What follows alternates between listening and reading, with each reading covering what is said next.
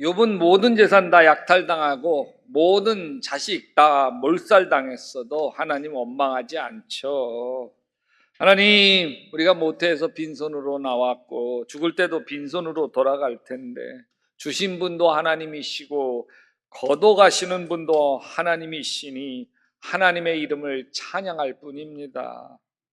온몸에 욕창이 생겨 잿더미에 앉아 옹기조각으로 몸을 긁고 있을 때 참다 보다 못한 욥의 아내가 하나님 욕하고 죽으라고 했을 때도 우리가 누리는 복도 하나님으로부터 받았는데 어찌 재앙이라고 해서 못 받는다 하겠소.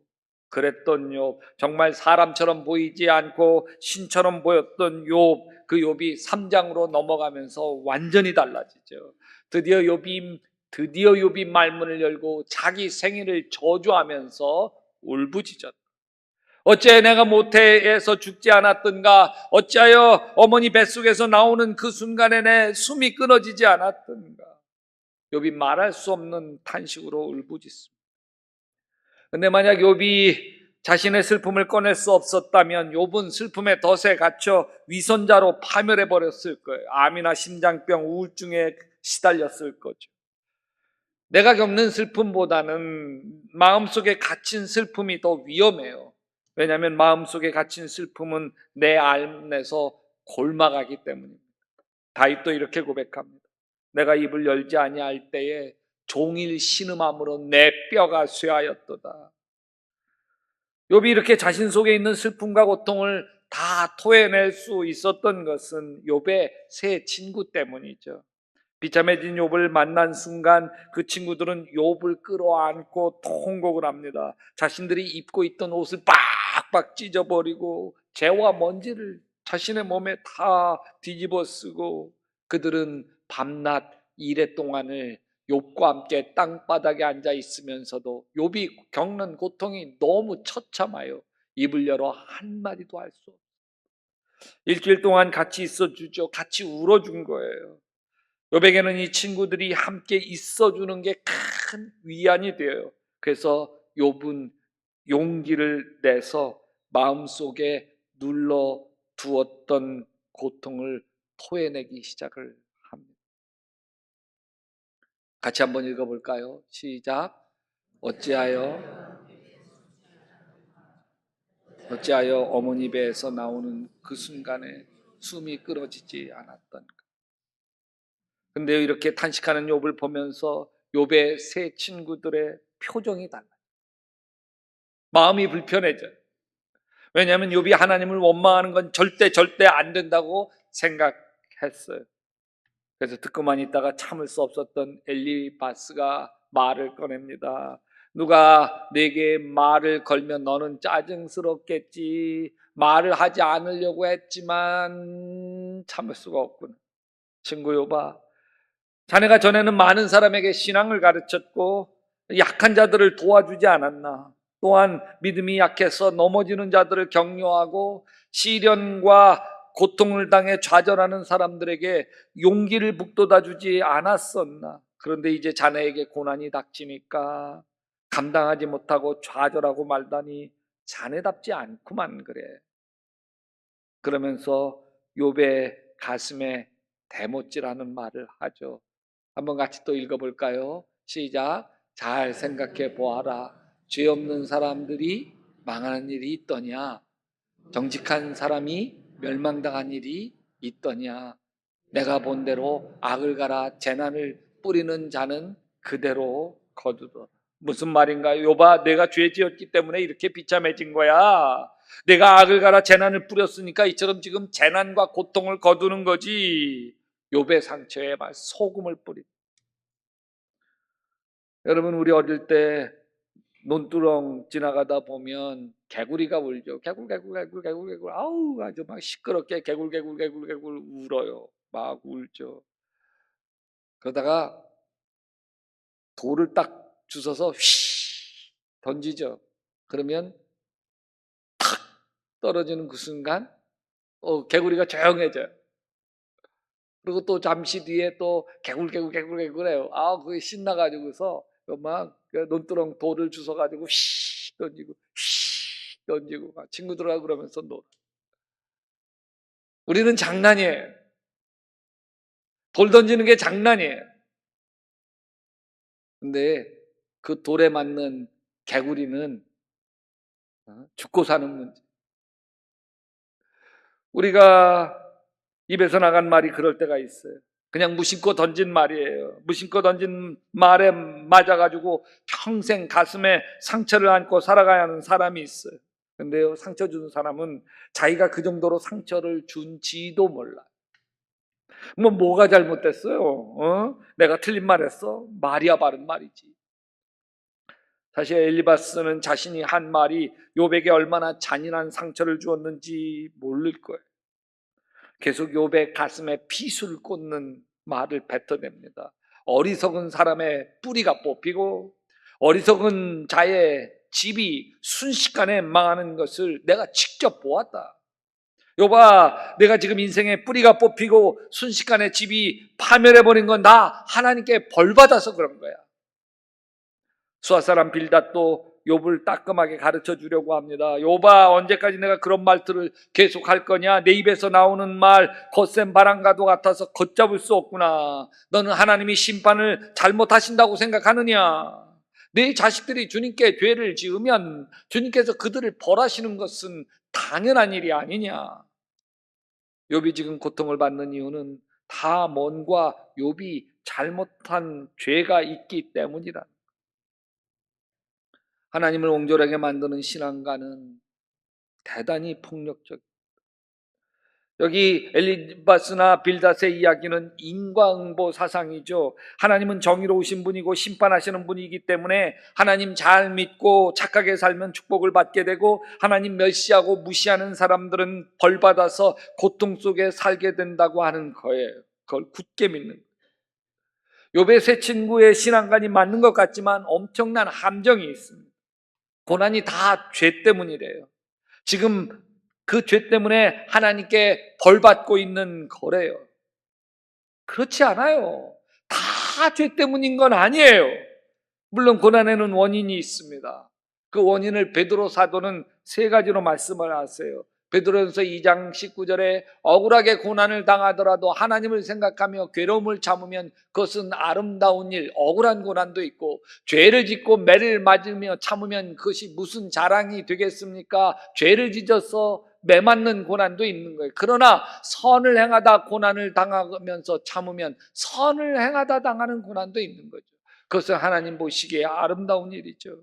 여러분, 죄 때문에 당하는 고난이 있어요. 죄 때문에 매맞죠. 이거는 벌이요 심판인 거예요. 마땅히 감수해야 될 고난이에요. 베드로전서 2장 9절 19절.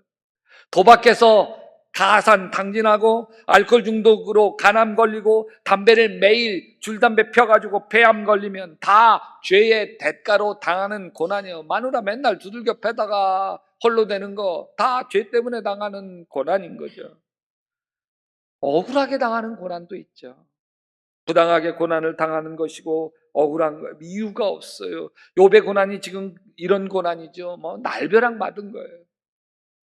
세 번째는 선을 행하다 당하는 고난도 있습니다. 하나님 일하다 당하는 거예요. 그 고난을 피해갈 수도 있지만 하나님을 위해서 그 고난을 받아들인 거예요. 이건 예수님이 당하신 고난이고 예수님을 따르는 사람들이 당하는 고난이에요.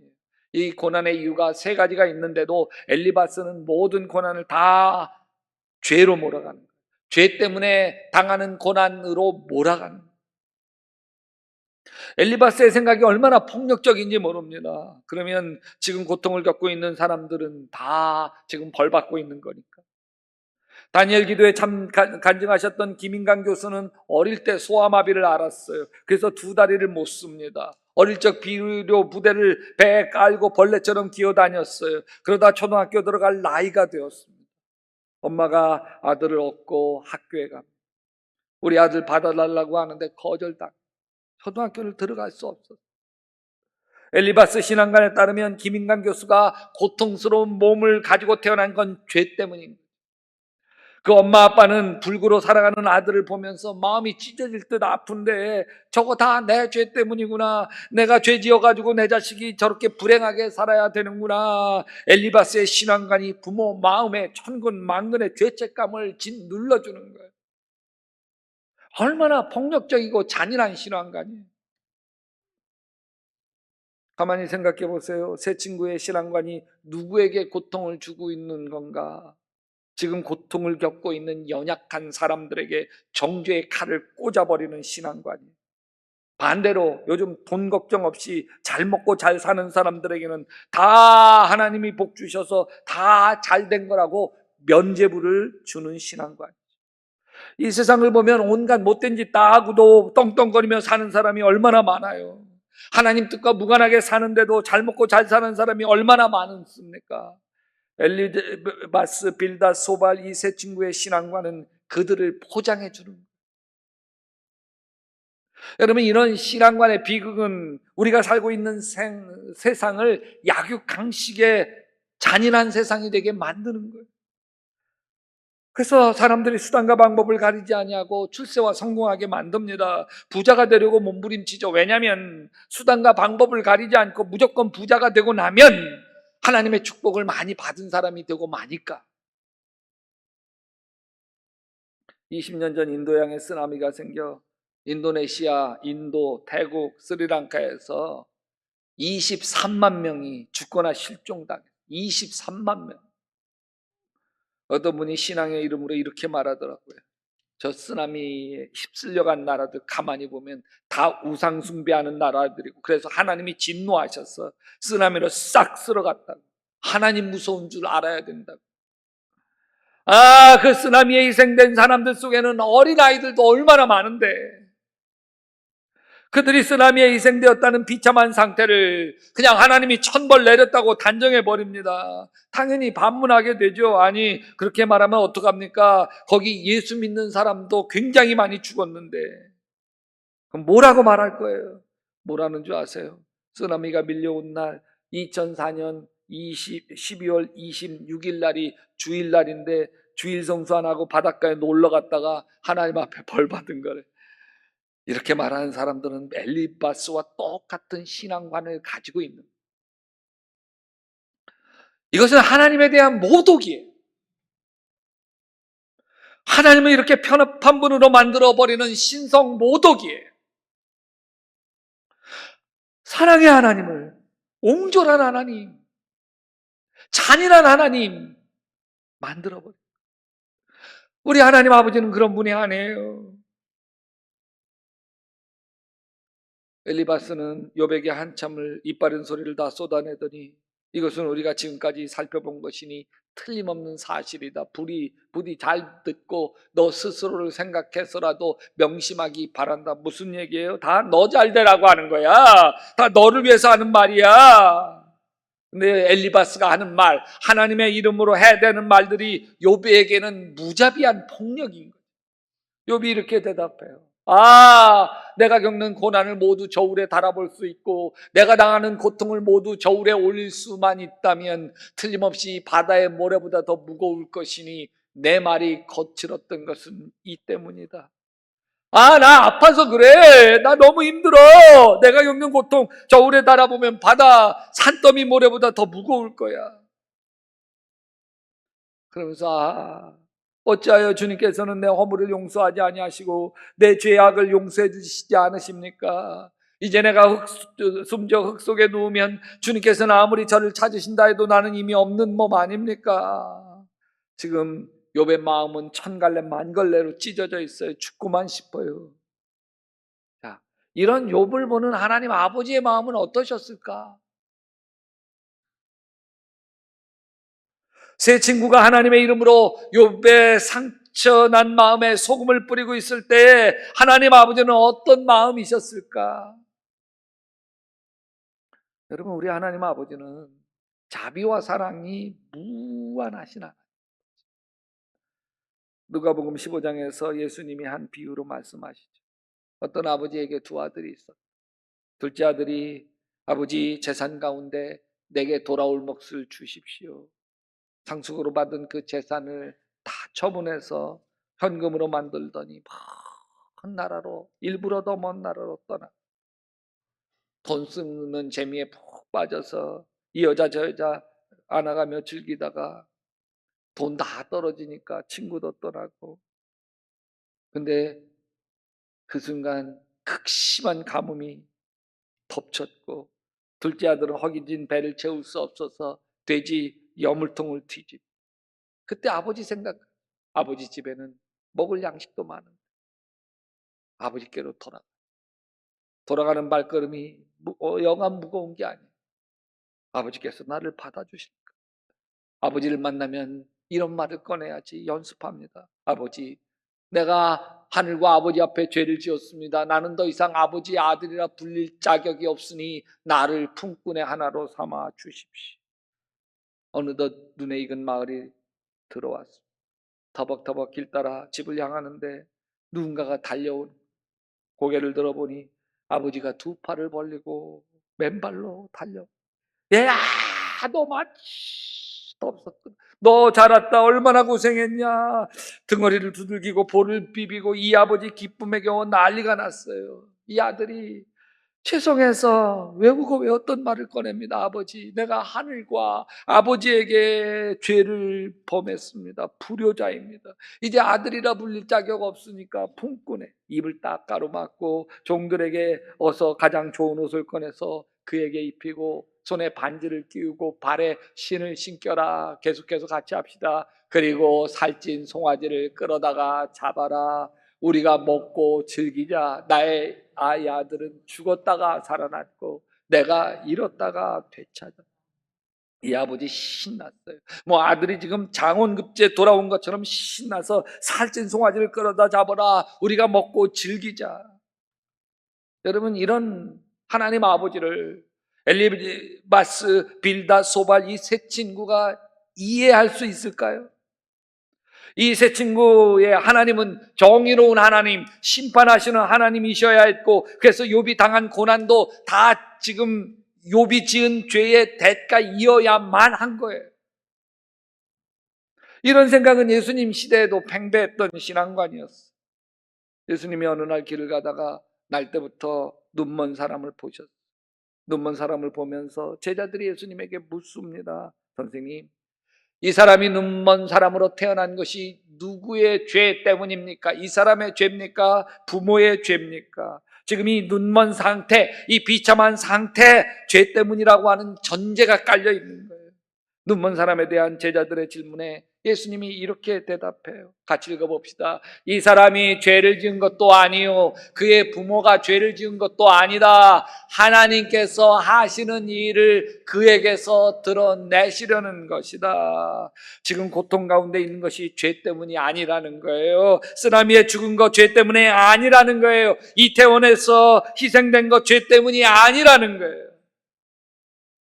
죄 때문이라고 이 눈먼 장애우를 정죄하고 비난해서는 안 된다는 거예요. 대신 하나님이 하시는 일을 그에게서 드러내야 한다고 하는 것이죠. 오히려 하나님 마음으로 위로하고, 아멘, 그들이 아픔에 함께 머물러주고, 아멘, 하나님의 사랑을 드러내줘야 한다는 거예요. 고통받고 있는 사람의 고통을 어떻게 덜어줄 수 있을까? 하나님의 마음을 드러내줘야 되는 거예요. 지금 눈멀어 삶을 원망하며 자기 자신의 처지를 비관하고 있는 바로 이 사람에게 어떻게 하나님의 사랑을 흘려보내줄 수 있을까? 하나님의 사랑을 드러내줘야 하는 거예요. 스티븐 모리슨 이번 다니엘 기도회에서 간증하신 분이죠. 이름은 외국 이름이지만 본래 한국 사람이에요. 어릴 적 알코올 중독자 아버지, 폭력을 견디다 못해 자식 버리고 집을 나간 엄마, 3살짜리 동생과 함께 버려진 5살짜리 어린아이였습니다. 이 비참한 아이는 누구 죄 때문입니까? 이 불쌍한 5살짜리 아이를 고아원에서 돌보아 주었던 홀트 할아버지는 하나님이 하시는 일을 드러내 주었어요. 14살 된 아이를 자신의 아이로 입양해서 친자식과 전혀 차별 없이 키워주었던 미국의 양아버지, 양어머니는 하나님의 하시는 일을 드러내 준 거예요. 이 양부모님은 12월 25일 성탄절을 앞두고 하나님의 은혜가 너무너무 감사한데 우리 부부가 하나님께 선물해 드릴 게 뭐 없을까? 그래서 14살짜리 한국 아이를 입양해서 스티븐 모리슨이라고 이름을 붙여주고 가정을 선물해주고 엄마 아빠를 선물해 준 거예요. 이 버림받은 아이에게 하나님의 사랑을 부어주어서 하나님이 하시는 일을 드러내 주신 거죠. 여러분, 하나님을 옹졸하고 편협한 하나님으로 만들어내는 엘리바스 신앙관으로부터 돌아서시기를 주님의 이름으로 축원합니다. 하나님의 이름으로 지적하면서 권사가 왜 저래, 집사가 회장이 왜 저래, 선교회장이 왜 저래, 속장이 왜 저래 비난하는 신앙관에서 돌아서시기를 바랍니다. 대신 덮어주고 아멘, 용서하고 아멘, 섬겨주고 아멘, 칭찬하고 아멘, 있는 모습 그대로 사랑하는 하나님 아버지의 그 놀라운 사랑으로 돌아가시기를 주님의 이름으로 축원합니다. 만유의 주제 존귀하신 예수 인자가 되신 하나님 나 사모하여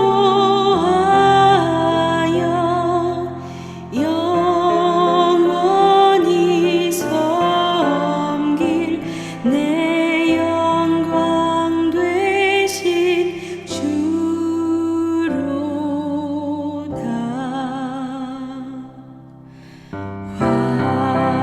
화려한 동산 무성한 저수목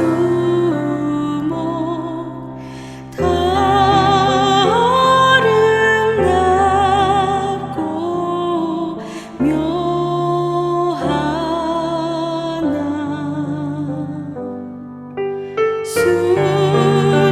순결한 예수 더 아름다워 봄 같은 기쁨 주시네.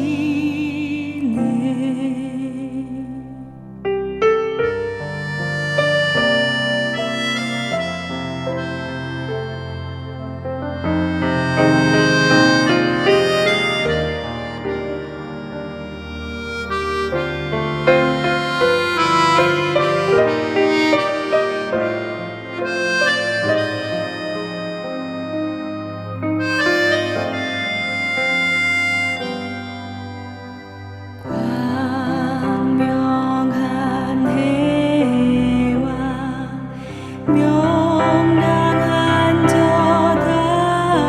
달빛 수많은 별들 빛이 나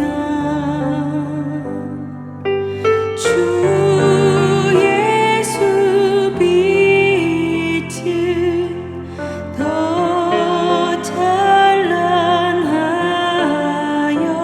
참 비교할 수 없도다. 주 예수 빛은 더 찬란하여 참 비교할 수 없도다.